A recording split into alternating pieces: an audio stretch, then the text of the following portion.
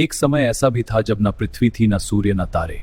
फिर लगभग 13 अरब वर्ष पहले ब्रह्मांड की उत्पत्ति हुई, एक ऐसी महाविस्फोटक घटना जिसने पूरे अस्तित्व को जन्म दिया। उस महाविस्फोट के बाद अंतरिक्ष में जन्म लेने लगे अनगिनत तारे और चमकती हुई आकाशीय दुनियाएं, और इसी विशाल आकाशीय संसार को हम ब्रह्मांड कहते हैं।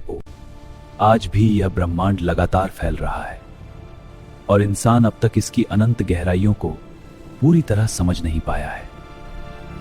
ब्रह्मांड की अनंत गहराइयों में कुछ ऐसे विशाल समूह मौजूद हैं जहां अरबों तारे एक साथ चमकते हैं। इन तारों और धूल के विशाल समूह को ही आकाशगंगा कहा जाता है। हमारी अपनी आकाशगंगा का नाम है मिल्की वे, एक ऐसी विशाल आकाशगंगा जो अंतरिक्ष में चमकती हुई रोशनी की नदी जैसी दिखाई देती है। और वे मिल्की वे में मौजूद हैं अरबों तारे, और उन्हीं अरबों तारों में से एक तारा है हमारा सूर्य, जिसके चारों ओर घूमती है हमारी पृथ्वी। जिस आकाशगंगा को हम रात के आसमान में देखते हैं, असल में वही हमारा ब्रह्मांडीय घर है। इस सौर मंडल में मौजूद हैं 8 प्रमुख ग्रह: बुध, शुक्र, पृथ्वी, मंगल, बृहस्पति, शनि, अरुण और वरुण। इन सभी ग्रहों में सिर्फ एक ग्रह ऐसा है जहां जीवन मौजूद है, और वो ग्रह है हमारी पृथ्वी। अंतरिक्ष की अनंत गहराइयों में एक ऐसा परिवार मौजूद है। सूर्य के चारों ओर घूमते ग्रह, उपग्रह, क्षुद्र ग्रह और धूमकेतु मिलकर बनाते हैं सौर मंडल। अनगिनत दुनियाओं के बीच एक ग्रह ऐसा भी है जहां जीवन बसता है। यही है पृथ्वी, हमारी दुनिया। पृथ्वी कैसे बनी, ये सवाल सदियों से वैज्ञानिकों को सोचने पर मजबूर करता रहा है।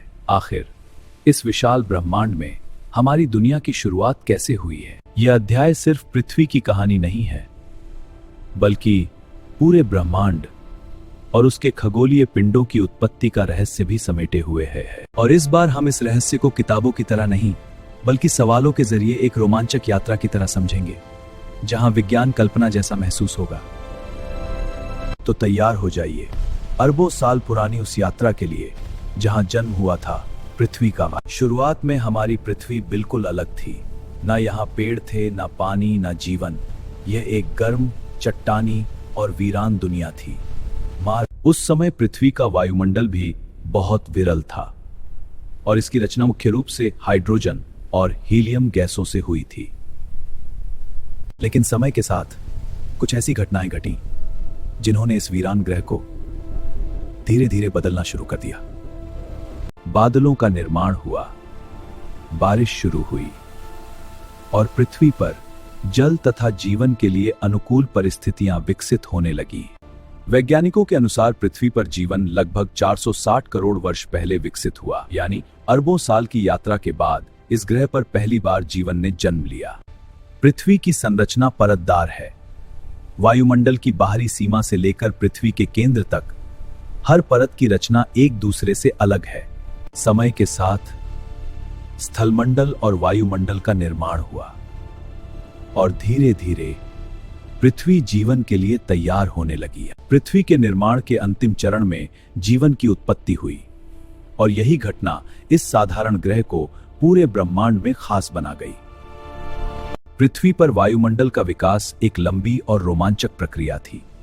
वैज्ञानिकों के अनुसार यह विकास 3 अवस्थाओं में हुआ।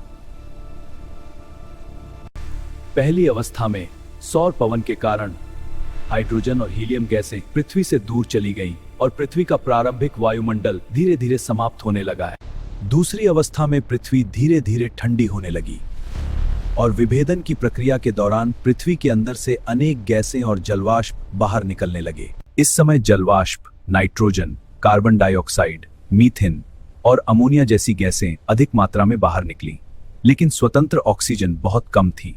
तीसरी अवस्था में पृथ्वी पर लगातार ज्वालामुखी विस्फोट हो रहे थे, जिसके कारण वाष्प और गैसों की मात्रा लगातार बढ़ती जा रही थी। धीरे धीरे यह जलवाष्प संघनित होने लगी, और पहली बार वर्षा के रूप में पृथ्वी पर गिरी। इसी वर्षा से महासागरों का निर्माण हुआ, और उन्हीं महासागरों में जीवन ने जन्म लिया। जीवन विकसित होने के बाद प्रकाश संश्लेषण की प्रक्रिया तेज हुई, और धीरे धीरे पृथ्वी के वायुमंडल में ऑक्सीजन की मात्रा बढ़ने लगी। यही ऑक्सीजन आगे चलकर पृथ्वी को जीवन के लिए सबसे उपयुक्त ग्रह बना गई।